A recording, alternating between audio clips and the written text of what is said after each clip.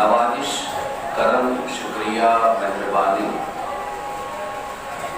आता, बख्शिश जब तक शामिल हाल ना हो, बंदों की ये तौफीक नहीं होती कि वो किसी जिक्र की मजलिस में हाजिर हो सके। ये अल्लाह की अता है, अल्लाह की बख्शिश है, उसकी करम नवाजी है कि लाखों लाख मुसलमानों में अपने जिक्र के लिए रब ने आपका इंतखाब किया।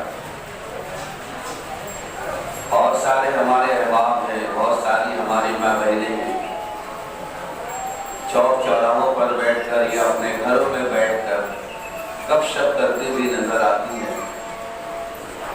मगर ये करम है मौला का कि हम कुछ एक देर ही सही अल्लाह और उसके महबूब का हम जिक्र खैर करेंगे, और ये हमारा जो वक्त होगा इंशाअल्लाह ये हमें हमारी आखिरत में काम आएगा। अल्लाह और उसके रसूल के नाम पर जो भी वक्त दिया जाता है वो वक्त ज़ाया नहीं होता। जिक्र का भी ऐलान है, इंशाअल्लाह हम बहुत मुख्तसर अल्लाह का जिक्र भी करेंगे और कोशिश करेंगे कि अल्लाह के ज़ाकिरीन बंदों में हमारा भी शुमार हो जाए। हमारी ज़बानें तो गंदी है ना, हमारे दिल नापाक है, हमारी ज़बानें गंदी है, हम कमाहत तो अल्लाह का जिक्र नहीं कर सकते। हम कोशिश करते हैं कि हम अल्लाह का जिक्र कर सकें और अल्लाह के ज़ाकिरीन में हमारा भी शुमार हो जाए। सरकार सैयदना गौसुल आज़म दस्तगीर रज़ियल्लाहु ताला अन्हु से मंसूब आज की ये बाबरकत बस आखिर सैयदना शेख अब्दुल कादिर जिलानी मकाम गौसियत पर, मकाम विलायत पर, मकाम कुतुबियत पर कैसे फाइज हुए। यही तरीका था उनका कि वो कसरत से मौला का जिक्र करते, जंगलों में बियाबानों में पहुंच जाते थे, दरख्तों के पत्ते खा खा करके अल्लाह का जिक्र करते थे। आपकी तारीख मिलती है, आपके सीरत निगारों ने लिखा है, एक एक साल तक सिर्फ वो पत्ते ही पढ़ रहे थे, एक एक साल तक सिर्फ वो पानी ही पीते रहे थे, और इस तरीके से आपने 25 साल का अरसा गुजार दिया। खाते थे तो सिर्फ वो खाते थे, पीते थे तो सिर्फ वो पीते थे, या तो फिर ऐसा हुआ कि सिर्फ वो भूखे ही रहते थे। अब आप कहोगे ऐसा कैसे मुमकिन हो सकता है, बगैर खाए पिए इंसान कैसे जिंदा रह सकता है। तो हमारे और आप में काफी फर्क है ना। वो मकामे गौसियत पर फाइज थे, उनकी रूह को, उनके जिस्म को ग़िज़ाएं मिला करती थी अल्लाह के जिक्र से, उन्हें इस ग़िज़ा की जरूरत नहीं होती थी। अल्लाह की याद में हमेशा मामूर रहा करते थे, उन्हें पता नहीं होता था वो इस वक्त तो कहाँ है। घर बार आल औलाद सब कुछ छोड़कर याद इलाही में बिल्कुल मामूर नजर आते थे। हमेशा हर वक्त उनकी जबान जिक्र इलाही से तर रहा करती थी और उनका दिल हमेशा याद इलाही से मामूर रहा करता था। यही तो वजह है कि फिर अल्लाह ने उन्हें वो शक्ति अता की, वो ताकत, वो तवानाई, वो तसर्रुफात, वो इख्तियारात, वो करामात से नवाजा कि दुनिया ने देखा सैयदना शेख अब्दुल कादिर जिलानी की जबान से जो निकल जाता वो हो के रहता था, जो कह देते जबान से वो हो जाता था। इसलिए कि अल्लाह का ये वादा है, मेरा बंदा जब मेरा कुर्ब पाता है तो फिर जबान तो उसकी होती है, बोलना मेरा होता है ना। जबान उसकी होती है, बोलना मेरा होता है। जो आपकी जबान से निकल जाता वो हो जाता था। आप हजरत शेख अहमद जिंदा शाह रहमतुल्लाह ताला अलैह की आदत थी कि आप कभी भी कहीं जाया करते थे तो शेर पर सवारी करते थे। ये सैयदना गौसुल आज़म दस्तगीर रज़ियल्लाहु ताला अन्हु के दौर की बात है। एक अल्लाह के वली गुजरे हजरत शेख अहमद जिंदा रहमतुल्लाह ताला अलैह, कहीं भी जाते तो शेर पर सवारी करते,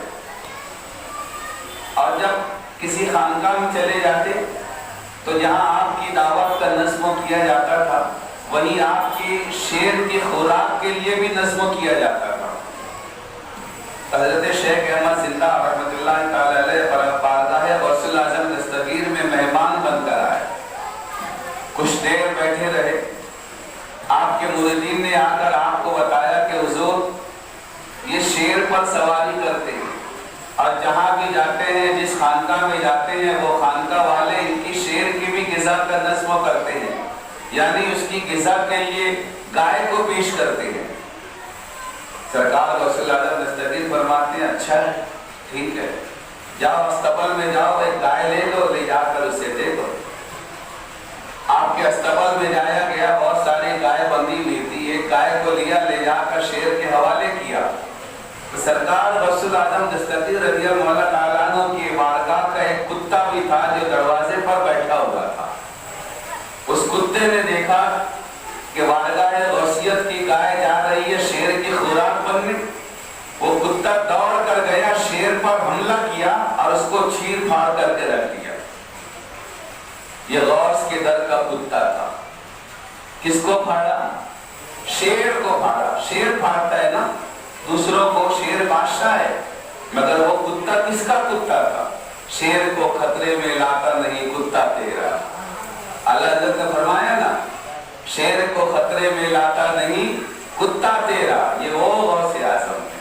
ابھی تو غوث اعظم نے کچھ کیا بھی نہیں، آپ کے در کا کتا ہی شیر کو کافی ہو گیا۔ تو جب بندہ مقام قرب و پا لیتا ہے تو اس کی یہ پوزیشن ہوتی ہے نا۔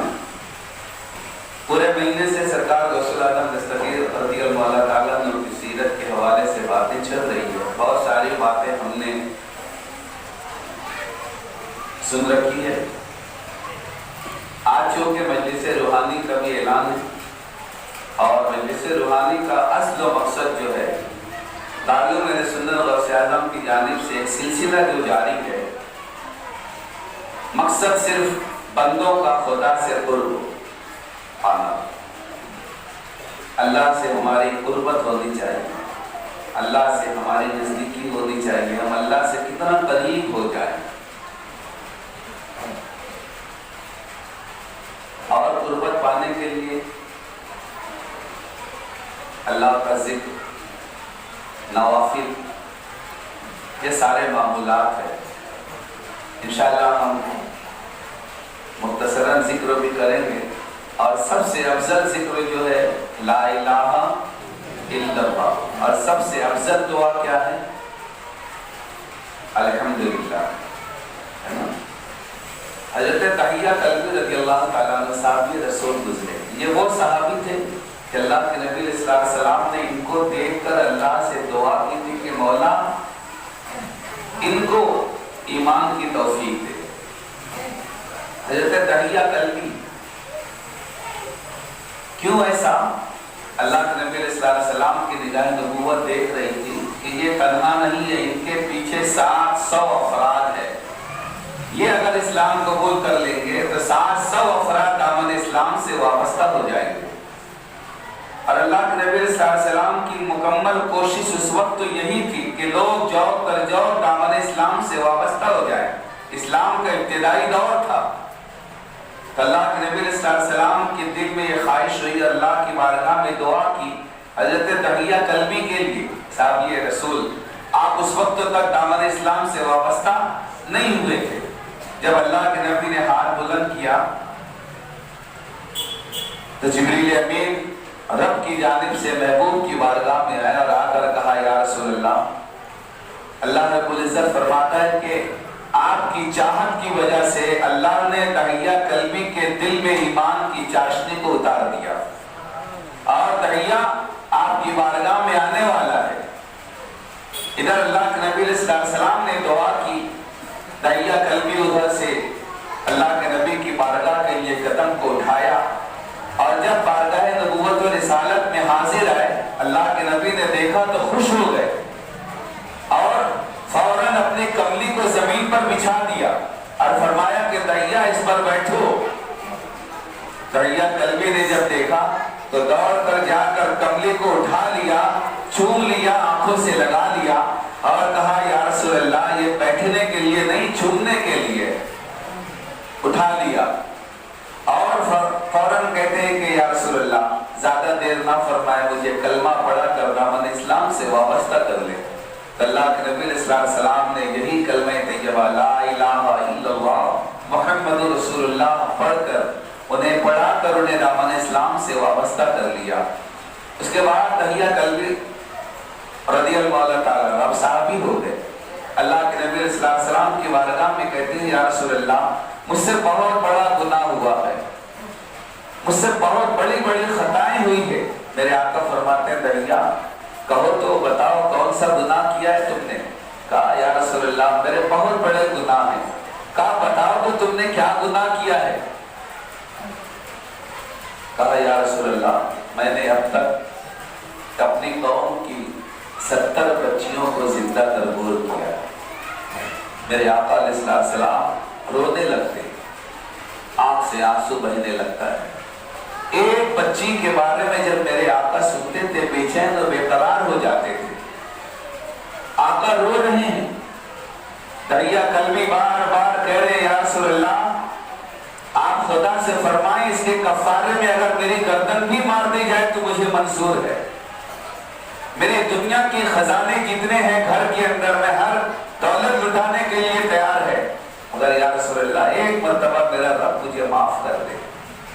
اللہ کے نبی روئے جا رہے، جبریل امین حاضر آتے ہیں، عرض کرتے ہیں یا رسول اللہ اللہ فرماتا ہے کہ دہیہ کلمے کے ایک مرتبہ کلمہ طیب پڑھ لینے سے اللہ نے ان کی 60 سال کے گناہوں کو معاف فرما دیا ہے، 60 سال کے گناہوں کو معاف فرما دیا ہے۔ تو میرے آقا فرماتے ہیں جبریل سے جبریل دہیہ کلمی نے ایک مرتبہ کلمہ طیبہ پڑھا تو اللہ نے 60 سال کے گناہوں کو معاف فرما دیا۔